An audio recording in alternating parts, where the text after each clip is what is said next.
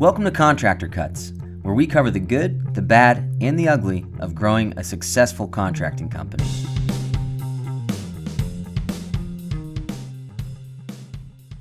Welcome to Contractor Cuts. My name is Clark Turner. And I am James McConnell. Thanks for joining us this week.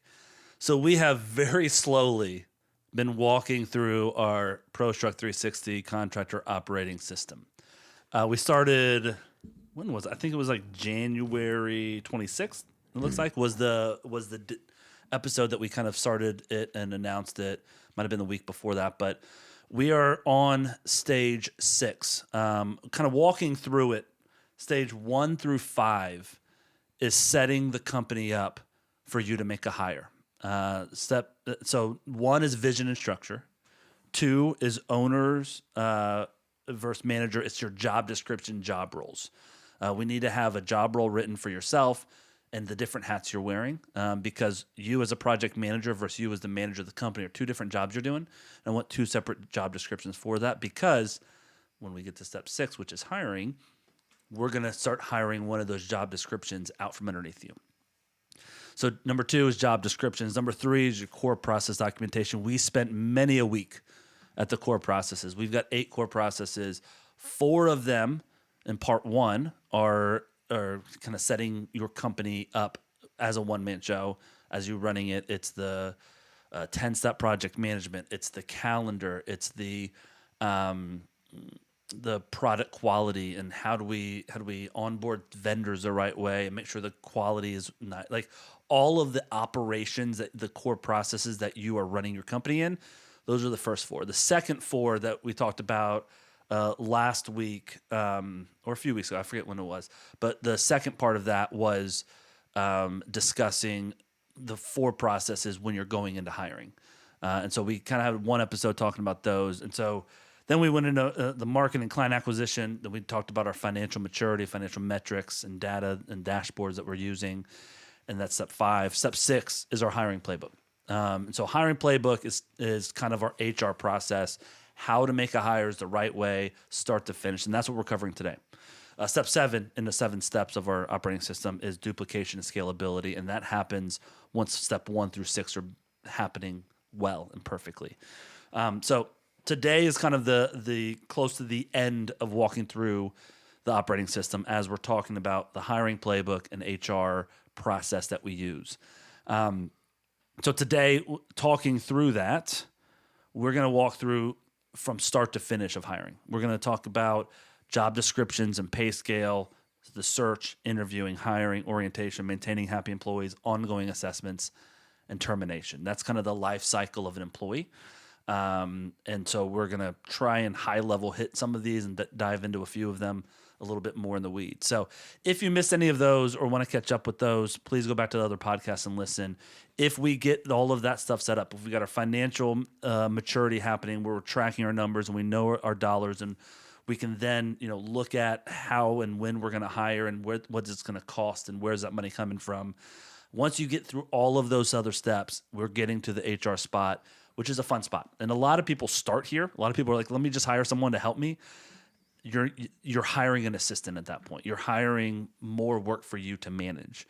So what we want to do is hire the right way, which is creating all of these first 5 steps, having a job description, a job role that I'm hiring this person into, and then going from there. So that starts us into the HR process.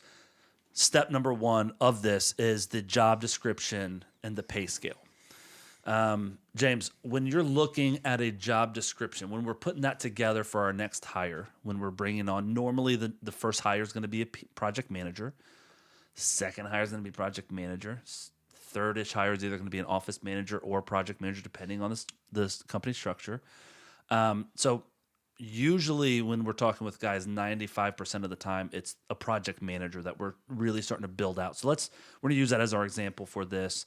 I'm going through it with one of our coaching companies. We're bringing on an office manager in the next month. He's got 3 PMs, and we're about to do it. And it's very similar. It's just different job descriptions. Mm-hmm. So sticking with the project manager role, how do you define a job description for that project manager? How are you writing that out? and how do you compose it around the actual job that we're hiring for? Ask that question again. So when we're putting together a job description, let's talk about the differences in different types of project managers. Okay. When you're composing a job description, and kind of on top of that, which is kind of going to step 2, which is the search. Who are we looking for? But the job description we're writing up and how we're composing that, really kind of how do you lay out the job description of what you're looking for, and that in turn is what you're going to eventually present to the person you're hiring.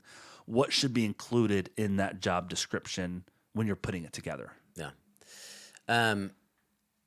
Again, if this is your first hire, it's the most important hire, because you're looking for somebody that, honestly, that's the guy that you want to take your seat when you're ready to make that move. Yeah.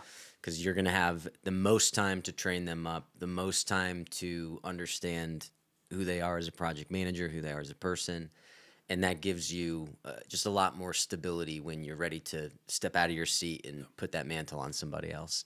So the first one, you're looking for some more of those intangibles that, and this is me. Yeah. I'm looking for more of those intangibles than I am with the second and certainly the third, where I can kind of decrease my pay scale a little bit, because I don't need the guy that's going to be thinking like I'm thinking and operating on the same level I'm operating. I'm looking for a guy that's like, and he needs to know what the deal is. He needs to know how to do his job, or she, but I don't need them to be the guy or the girl. Yeah. Like it is a different animal. It's the same position, but I am looking for somebody very specific for the first one, and then it gets a little bit easier to make that hire down the road. So the first person, I need somebody that is process oriented. I need somebody with a mind for that. That needs to be, I don't want to say it needs to be a natural thing to them, but it needs to be something that's very clear and apparent that they're very good at, you can send them an email with 5 things that they need to fill out, and your timeline is Tuesday next week, and they're like, I'll have it to you tomorrow. Yeah. Like, that's the type of person that you're looking for. Yeah. You want somebody that they need to have experience. Yeah. And this is also depending on the level of your operation at this point. If you have, an established company and you're ready to make that next step, the person that you're hiring probably needs like 10 years of experience in the construction world. And that's like a minimum. I think you're hitting something right on the head. Is the very first, you're second person in the company, you're number one, and you're bringing in your first project manager, is a totally different hire than your third project manager. Yeah. Because we have made a game plan in our coaching sessions, and us with you, and kind of taking our processes and procedures, and we're molding them to your company. But the game plan of how we're going to run them, from the pay, from the weekly management, the Friday meetings, all of the stuff that we've got in place needs tinkering once we get off the ground. And so this first person, if they come in and, it's hard for this first hire to be a 60-year-old vet who's been doing this for 30 years, because you're kind of pressure testing some of your processes and learning on the fly, even though you've got a game plan of how to do it. That's different than actually executing it. Mm-hmm. And so when you're bringing in someone, and again, I love the 60-year-old vet who's been doing this for 30 or 40 years. I got no problem with them. They just are more of a challenge on the first hire, because they've got processes in place and they know how to do things, and there's a reason and kind of a built-in, I just do it this way. Yeah. And so that brain wrinkles deep. Yes. And so if they're coming in as your third PM or your second PM, sorry, this is our processes. Let me train you up, and I know exactly how I do this. On your first hire, you don't know exactly how you do it. You got an idea. We've got a game plan. And so bringing in a 5 to 8 year experienced guy, late 20s, early 30s, that has worked for a couple companies, that has the experience, but also a little more entrepreneurial and really wants your leadership and to really kind of grow with the company and be part of the foundation of the company in the future. That's the ideal because they're going to give you, they're a little more forgiving. They don't know what is working and not working in terms of I can tinker with my process with them and they're okay with it because they've, some sort of organization is better than none that they've ever had before. Again, I'm naming ages and perfect looks, but at the same time, like it really is, I need to find someone. We've hired guys that are older that are this way as well. Like, hey, I love the processes you guys got here. If I would have had this in place 40 years ago, I'd be killing it by now. That's great. It's more of the, can I kind of assemble the plane while we're midair with this person? And the way I always kind of the metaphor for it is, we've got it the full play planned out. We've never done a test run of the play, so we're going to keep everything behind the curtain. We're going to have on stage and show that new hire. We got all of our stuff together. We know exactly what it is. Here's your shirts. Here's your business cards. Here's your computer. This is how we're going to get you launched. We've got a kind of a game plan of what your onboarding looks like, and we'll talk about that in a second.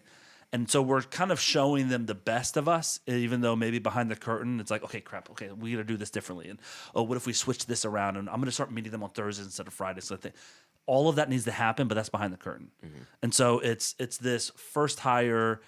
I need to have a fully fledged game plan and an assessment of it. That's what, honestly, one of the best parts of our executive program is we've done this 100 times. And so we help choreograph this part for you and with you. And then I'm sitting there beside you. All right, what if you did this differently? That seems like it's not working. What if you change this? And so we're custom building this process around your company as you're bringing on these hires.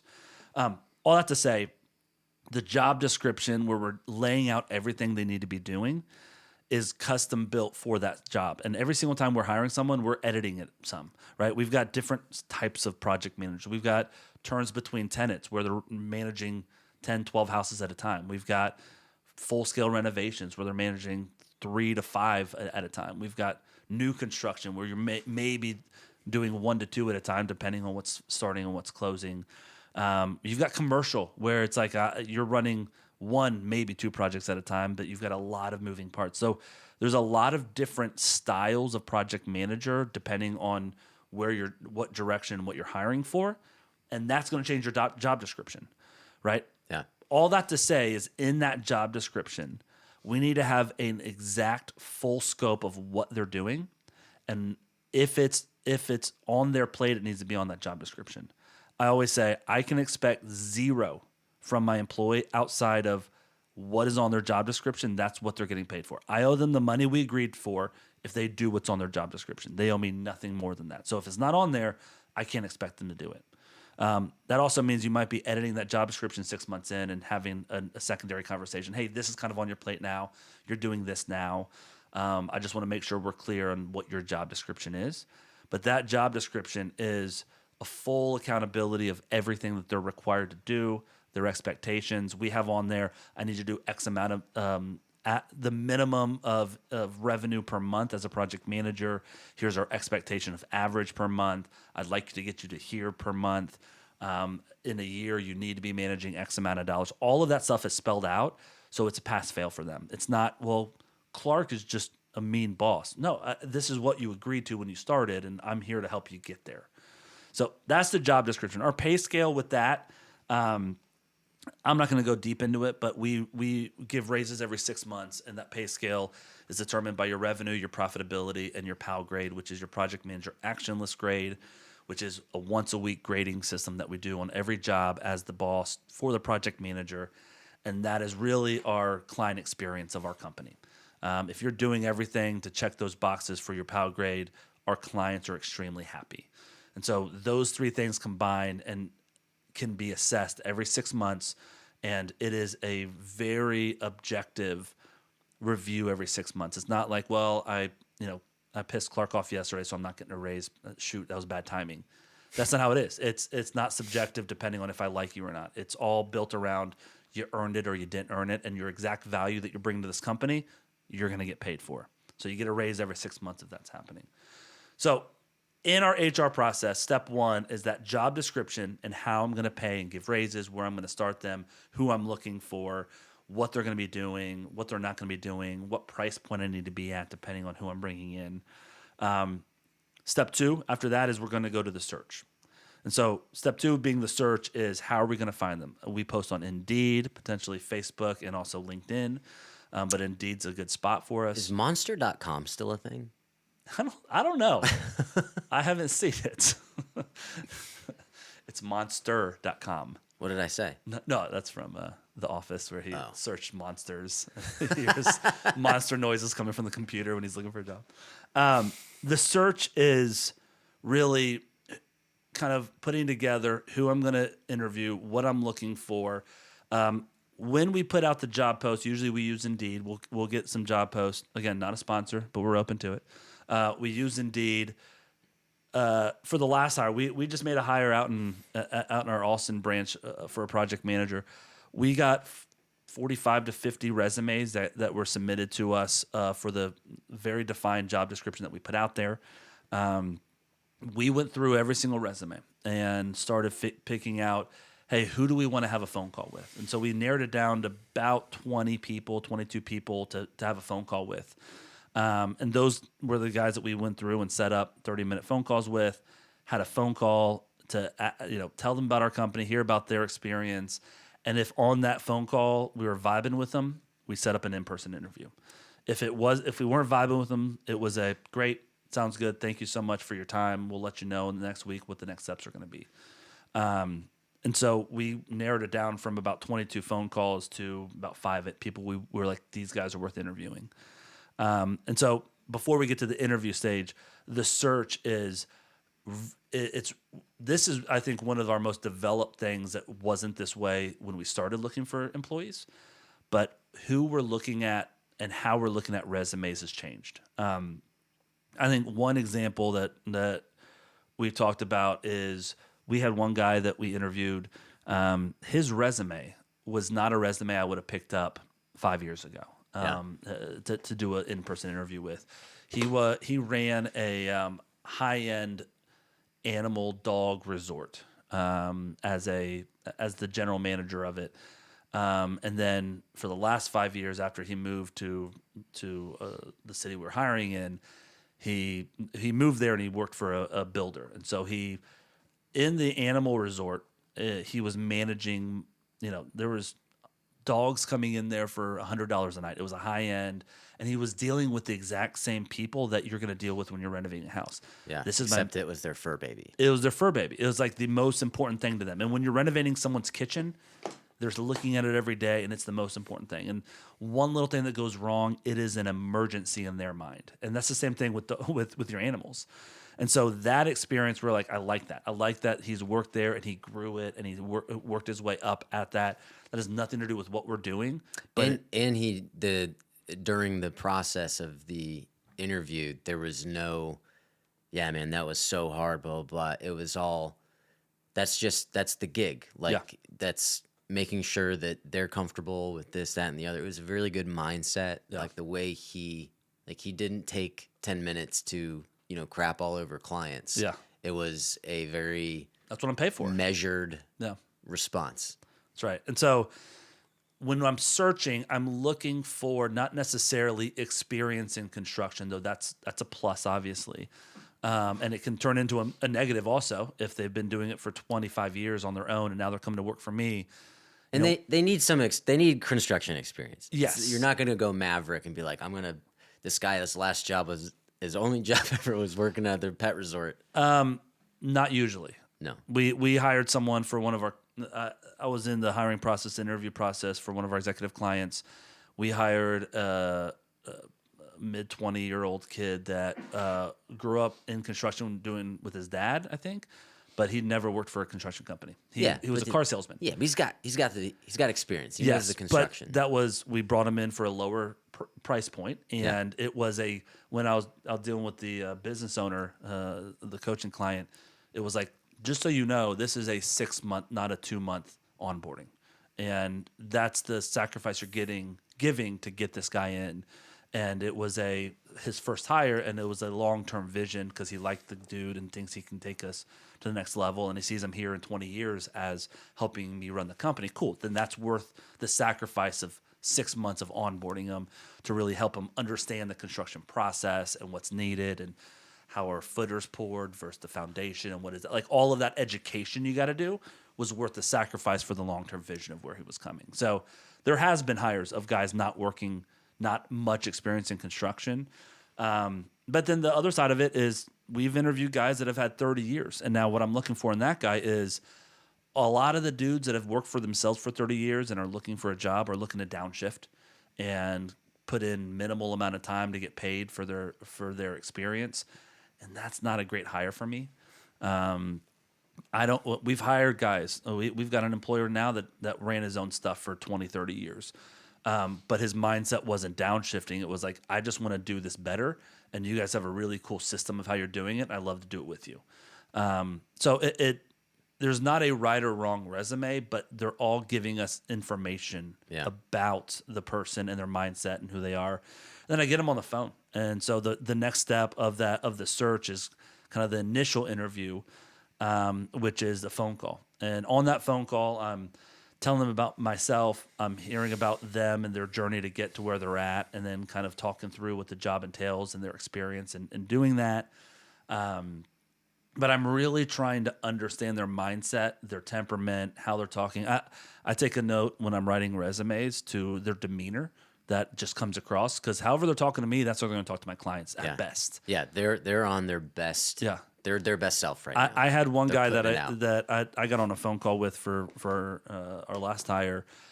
On paper, I was 99% sure he was the guy we're going to hire. Like, he had exactly what we were looking for, the amount of experience, but also, he was looking for the entrepreneurial spirit, wanting to team up with someone, like perfect. And the demeanor on the phone call ended it for me. Like, he would have been our hello. No, it was just like what? It was very monotone and very like he didn't want the job, but he was testing out to see if he liked us. Playing coy. A little coy, but it was a little like, yeah, all right. Well, let me chew on it. Okay, that's interesting. Like all of it was just very introspective, which I don't mind, but it was not like, this guy's not going to get our clients excited about working with us. It's sad to think that if he was on the other side of that phone, like before he answered, like, okay, like, so. Hello. Mm-hmm.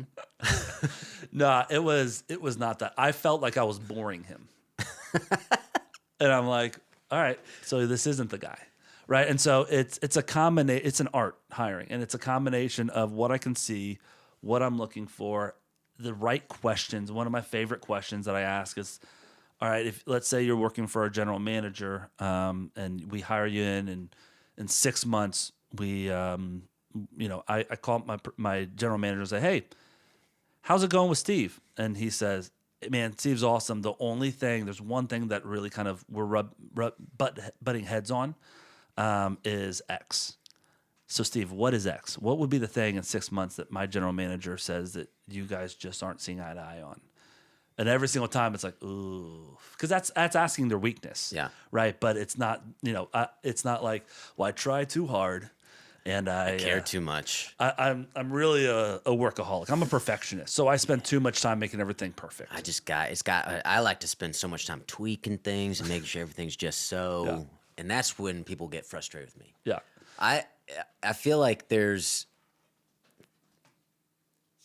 70% of the time people try to skirt the weakness question, which is so weird to me, but I guess it makes sense. People don't want to be viewed as weak, but like my favorite thing in an interview is when they try to skirt that, like staying on that question somehow. Yeah. Cause that you've got to answer that question. So I asked that, a great example on one of the calls. I asked that question 6 months from now, and I was like, I don't know, man. Like, that's a great question.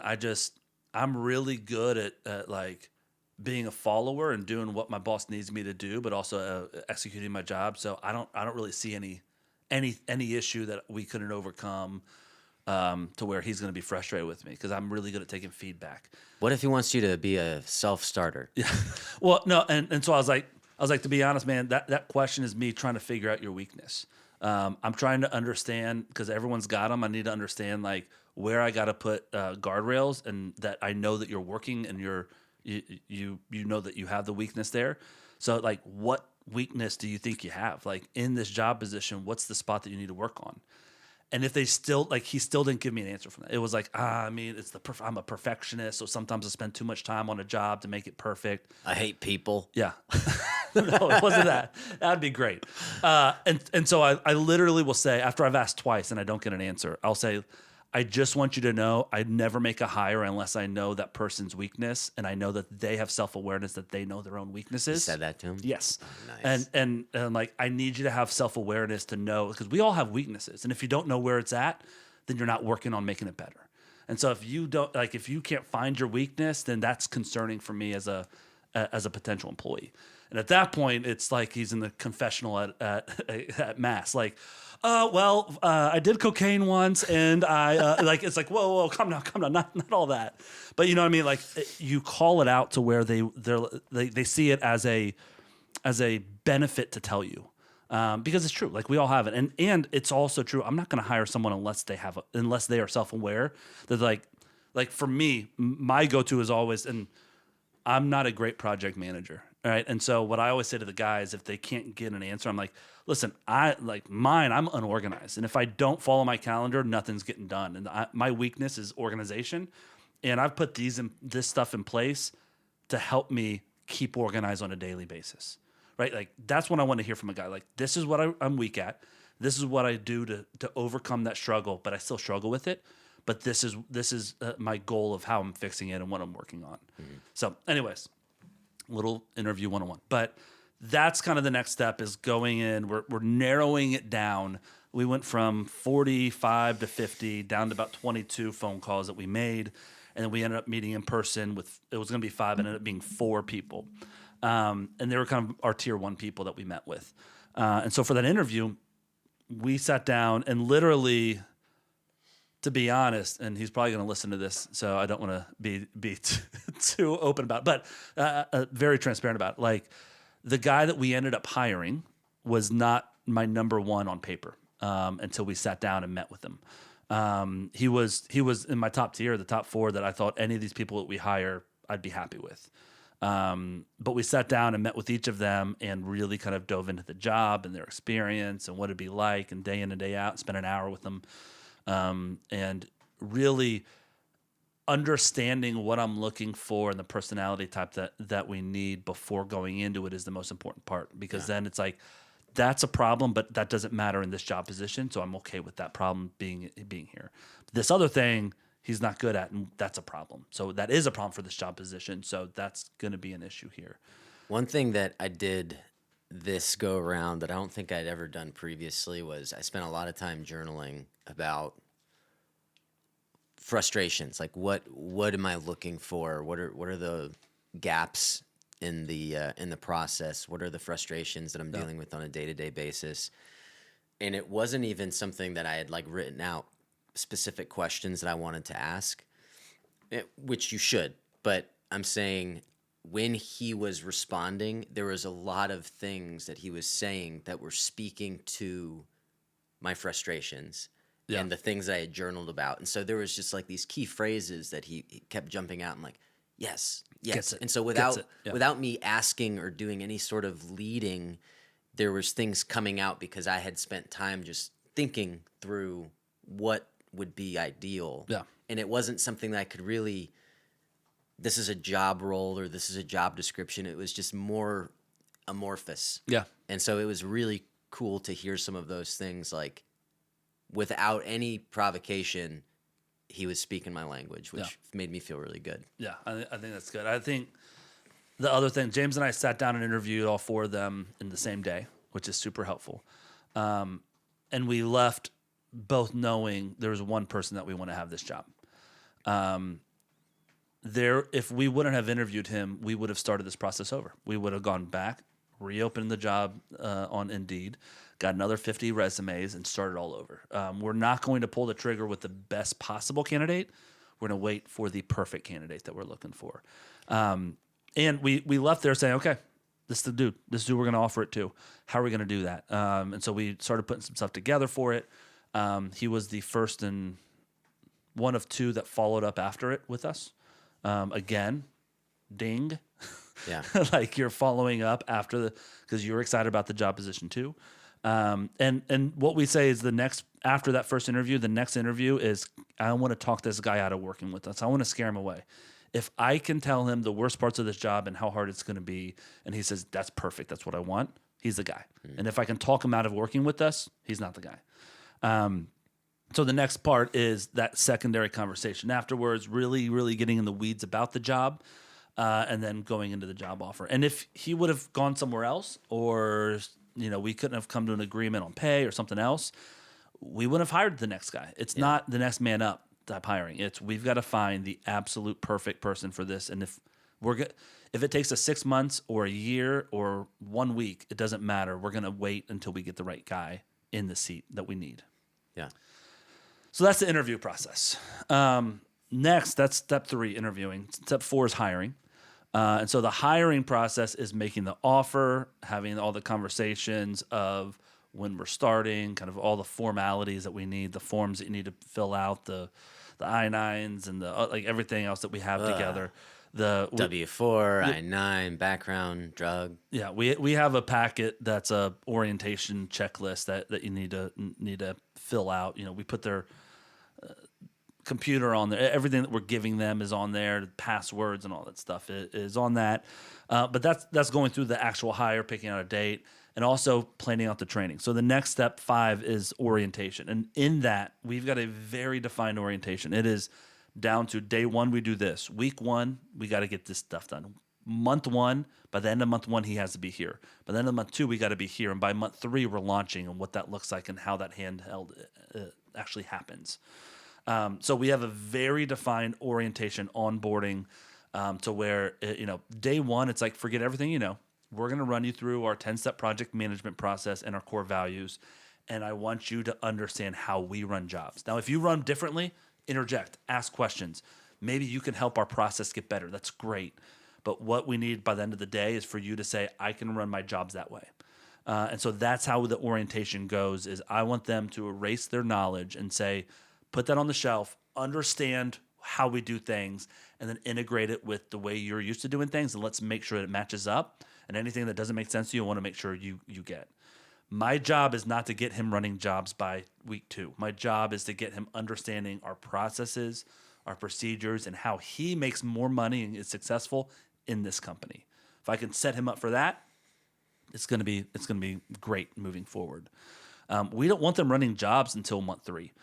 We want them assisting and following and helping and learning. This is not I got 10 jobs and I can only handle 7, so I'm going to hire someone and put 3 on their plate as soon as I hire them. That's how a lot of guys do it, and that's how you crash a company. Because then you're betting on that guy's processes to run your jobs. And if he had such good processes, he'd be running his own company. And so we need to make sure that his clients' experiences that he's running in our company is the exact same of everybody else here. And so we team up and we help them on that during the orientation. All right, that's step 5. Step 6, 7, and 8 are maintaining happy employees, ongoing assessments, and then termination and how we do that. I'm not going to go deep into those. Everyone gets terminated. Everyone gets terminated. Once a year, you got to pick someone, thin the herd. It keeps everyone honest, on their toes, and it's a sad fact of life, but it's true. Yeah. No, I mean, honestly, like the termination for me is so important, because if you are doing your ongoing assessments, your performance improvement plans, all of that stuff that we have spelled out, a termination shouldn't be a bad thing. It's usually a conversation where it's like, hey, man, you don't enjoy this job. Like, I'm looking at your numbers. You're out working you're doing a ton of work, and it's not showing. Like, you're just not built as a project manager. Like, do you enjoy what you're doing? Nobody enjoys what they're doing when they're failing at their job, when it's time to get fired. And so usually if you start the termination conversation, like, are you enjoying this? And they're like, no. Like, why are you here? Well, I need the money. I get that. But there's plenty of jobs out there paying. Like, why don't we find you a job that fits you? Like, I just feel like this isn't the spot, right? And so the termination is not, if done well, and if you did the ongoing assessments and the maintaining happy employees, it is always a conversation that's on the table of what where they're at performance-wise. Right? Every 6 months, we're assessing, do they get a raise? And that's a great spot to be like, bro, you're working hard, but it's not showing on paper. What's going on, right? Those type of conversations will happen every 6 months. And so the termination, I don't think, if you surprise someone that they're getting fired, you've done it wrong. It should never be a surprise. It should never be a showing up Friday and see me in my office and being blindsided outside of the company is not doing well and we're having to shut it down, an arm of it or something. Outside of that, your job as the boss is to make sure that they understand where they're at all times and what we're working on, what we're improving. Hey, let's write this out. In the next month, let's get you having X, Y, and Z completed. Right. And so your job is that support to push them. That's maintaining them. That's helping them. That's growing them. And then we have assessments that we give you. We have how to do every 6 month assessment, how we're measuring that stuff, how we measure the week in and week out performance on jobs. All of that, your job is to maintain that. I think one of my flaws in hindsight, when I was as the general manager of our company, is nothing. I knew you were going to say that. No, I think my biggest flaw is that I hated holding people accountable. And so I'd be like, hey, can you do this? Great, you can do this. And working as your boss at the time, you were great at that because you were very independent and didn't need me holding your hand. And so that was kind of the bar I set of like, cool, you got this, cool, we'll see you next week. And it was more partnership in this. And so I'll see you next week and we're game planning the next steps. Where a lot of like the right way to manage an employee is I got to hold their feet to the fire. I've got to do these assessments. I've got to do a weekly. And they need that support and feedback, even though I'm like, this is a waste of my time because things are going fine. But instead, I didn't at all engage in a weekly conversation of support. Of this is like, how's this going? Great, awesome. What about this? Perfect. Let's do this a little bit better. You're good. You're running it. Awesome. See you next week. And I didn't take the time to go through and give them the support that they actually needed and the feedback of, even if the feedback's like, you're killing it, keep doing what you're doing, let's look at these jobs, what else can I help you with? Like those didn't happen. And so I think that's the ongoing support, the maintaining happy employees that I'm talking about, where your job is not just to make sure they're doing the right things, but they've got an extra brain around their projects and an extra support, because these dudes get beat up by the clients, they get beat up by their crews, they are a punching bag often. And so if there's not a spot to come and take a deep breath and get an attaboy and hear like, hey, let me help you. Like that's what your job is to be a supporter of them and to grow them. So if you're not doing that on a consistent basis, all they're doing is getting beat up all week and then showing up for an assessment where you're beating them up more. Instead, it's I'm building you up. It's not a principal's office grading system. It is hey, I feel like you're getting 80s everywhere. You're drowning, man. Like, let's get your head above the water. What's going on? How can I help? Right? That's the engagement as a boss that you need to maintain them long term and not burn them out and grind them into the ground.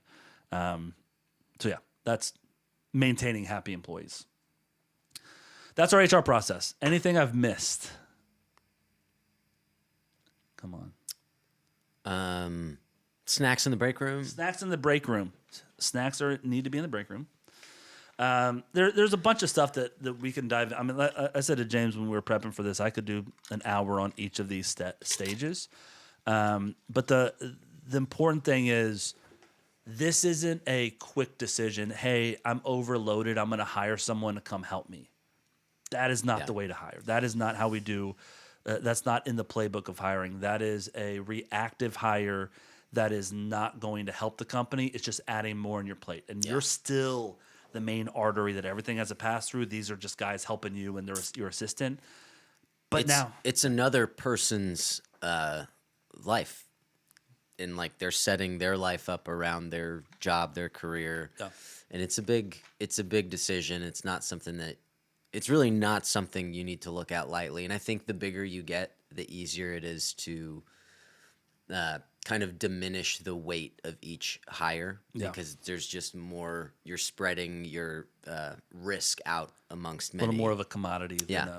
And that's not good. No. You need to put barriers in place and checkpoints to make sure you don't end up going that road. Yeah, that's good.